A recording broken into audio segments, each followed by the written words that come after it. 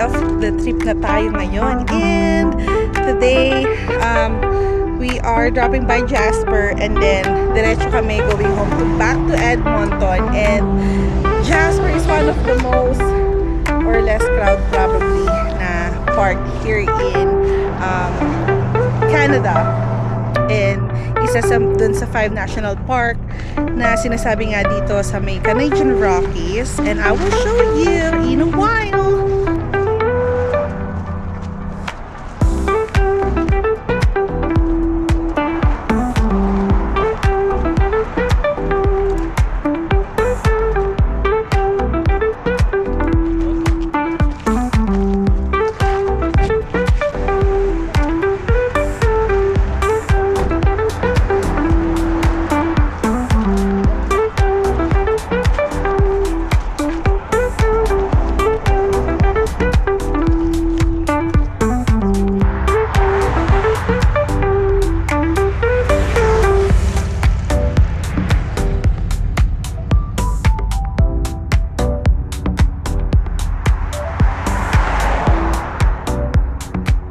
We are in Ball Lake. This is my view. Look at that. Alright. Guys, kung gusto niyo ng vacation, Canadian Rockies is really a beautiful place. Kaya ko siguro magpaulit-ulit dito na pumunta at hindi ako magsasawa na pumunta rito. Sobrang ganda niya and it's such an amazing place. You know, gusto mo lang tumunganga, magmuni-muni, reflect, recollect yourself, think about your life, all your blessings, God's blessings, and you know how good God is for giving us this kind of nature. No, it's so nice to be here. So hopefully guys, if you want to see Canadian Rockies, include Jasper in your trip. I would say Lake Louise is a must as well. Kung gusto mo na adventure, go to Golden. There's a lot of adventure there. And yeah, hindi ka magsasawa. Sulit to sulit yung gastos. Okay?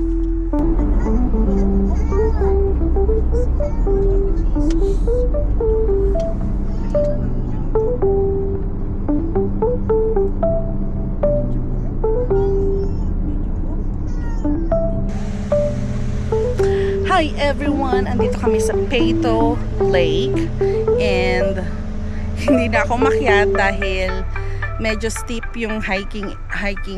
I-hike mo siya. Sabihin ko saan hiking area. But i-hike mo siya to reach the viewpoint. And road naman siya, hindi naman siya yung parang lupa. Pero kasi yung footwear ko ay tarang! Look at that. Asan na ba? Step in. Hindi siya equipped para sa ganito. And baka dumauslos tayo pag baba natin. Nasa gitna na ako nung medyo matras tayo, di ba? Advice ko, to see every lake, it really requires hiking or small trail siguro yung iba. Small hiking, may severe na hiking area, pero make sure to have proper footwear.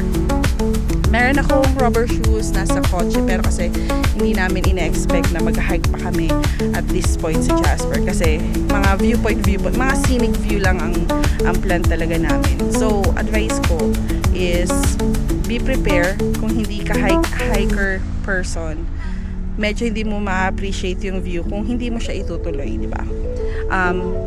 Kaya kung ako naman, ako hindi hiker, kung nakaya namin na i-hike yung iba, makakaya nyo rin yun. Kailangan nyo lang talaga na i-prepare sarili nyo na talagang mag-hike, maglalakad. Hindi siya yung pagkababa ng sasakyan, andyan na. So you really have to like mag-walking trail or hike sa area to reach your destination. So yun lang naman advice ko, no? Bring tumbler if you like to refill water kasi nga rin malayo yung mga refilling station and syempre may hike nga so mauuhaw kayo. So yun lang naman pero worth it na worth it siya. So advice ko na try to do hike pa rin. Okay? So yun lang guys. Enjoy! Okay, binaba tayo sa PWD.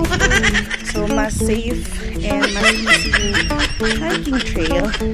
So, for those na hindi rin kaya, pwede kayo rito magpa-drop off. Pero, may iwan sa kotse. Kasi nga, walang parking for hindi PWD. So, join me.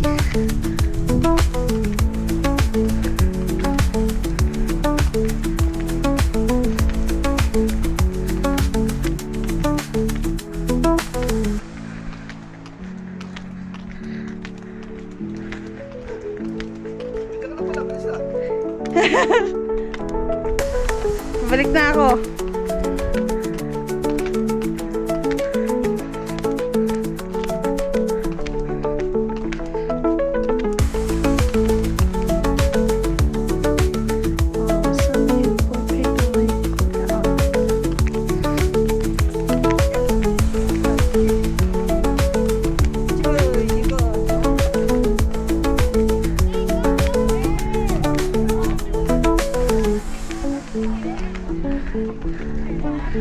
Look at this.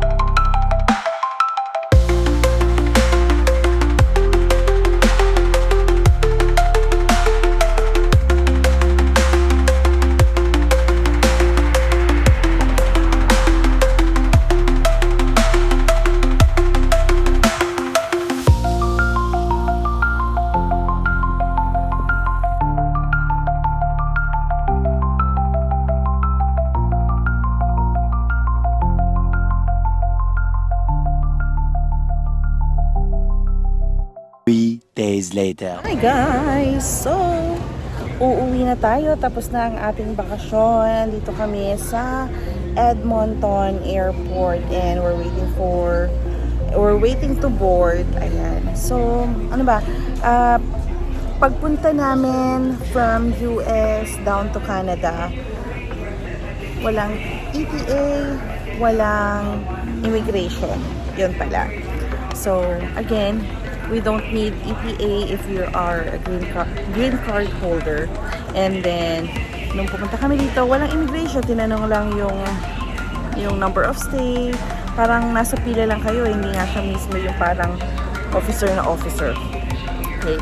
Nung eto na, pa-depart naman kami from Canada to US, andito yung immigration officer, US immigration officer.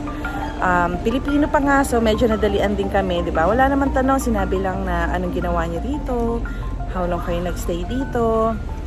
And ayun, yun lang ang tinanong nung pagbalik namin dito. So very simple lang guys ang pag-travel. Hindi nyo kailangan mag-worry sa ETA kasi as of 2022 ay exempted daw ang all green card holder for ETA sa Canada. Ayan. What else? Advice ko, very light. Mag-carry on travel luggage lang kayo. Huwag na kayong mag-check-in baggage para mas madali. mas mabilis yung pag-travel nyo. Ano pa ba? The usual, bawal ang mga liquid. Alam nyo naman yung sistema sa airport. Edmonton, Denver, Colorado Airport. Bet na bet ko, malinis, malaki. United Airlines kami the whole time. I like it kasi napaka-easy gamitin ng app nila. Like kang ina-update, walk through ka kung may kailangan kang malaman kung saan ka dapat pumunta. So, very helpful. Ano pa ba? Ayan, si Bagets, ay yung luggage namin. And we are just waiting for our plane to board. Or our flight to board. Napita daw kami mag-board. Maraming Pilipino dito sa Edmonton, guys. Nakakatuwa. Alam mo, kung lilipat kami, baka dito sa Edmonton, sobrang dami kaliwat kanan. Sabi ko nga, di ba sa vlog ko, kaliwat kanan ang Pilipino dito. And talagang ang babait ng mga Canadians, ang babait ng mga Pilipino. Kasi kakausapin ka, kabayan talaga, yung ganon. Dito mo makikita yung mga bayanihan, no? Kasi alam naman natin dyan sa US, hindi lahat ng Pinoy ay kabayan. Kabayan, diba? Yung bayanihan ba na pag-uugali. But dito, very na-appreciate ko talaga yung mga tao dito. Sobrang nice and kind. And Canadian Rockies, so very beautiful, stunning, scenic views, road trip.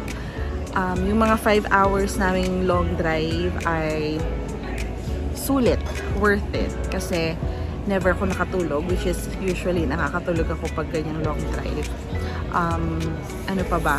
I advise na huwag na kayong mag-by land, yung from US na magdadrive to Canada.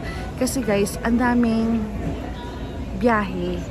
Kumbaga, ang haba na ng long drive nyo throughout the Canadian Rockies. So, mas maigi yung medyo relax ka pag nag-fly ka na lang domestic or not domestic, international. Para relax kayo and then once na nag-land kayo rito, pwede nyo naman gawin via Edmonton or via Calgary. And then mag-rent na lang kayo ng sasakyan to tour around, di ba? Ganun naman yung ginagawa ng karamihan. Kung wala kayong relative nearby sa Calgary or anywhere in Alberta or Edmonton, kasi yun yung malapit sa Canadian Rockies. Ayun, so para sulit, and then I really suggest na almost like 1 week, bigyan nyo ng 1 week or 2 weeks yung pag-visit nyo ng Canadian Rockies. Sobrang ganda. And ano pa ba? For Lake Moraine and Lake Louise, make sure to purchase park and bus shuttle. Kasi, especially for Lake Moraine, kasi Lake Moraine, closed siya for any private vehicle. Okay, so you have to really purchase shuttle. And then, park shuttle lang para mas mura. Kasi may mga private na tours na mahahanap kayo pero very pricey, di ba?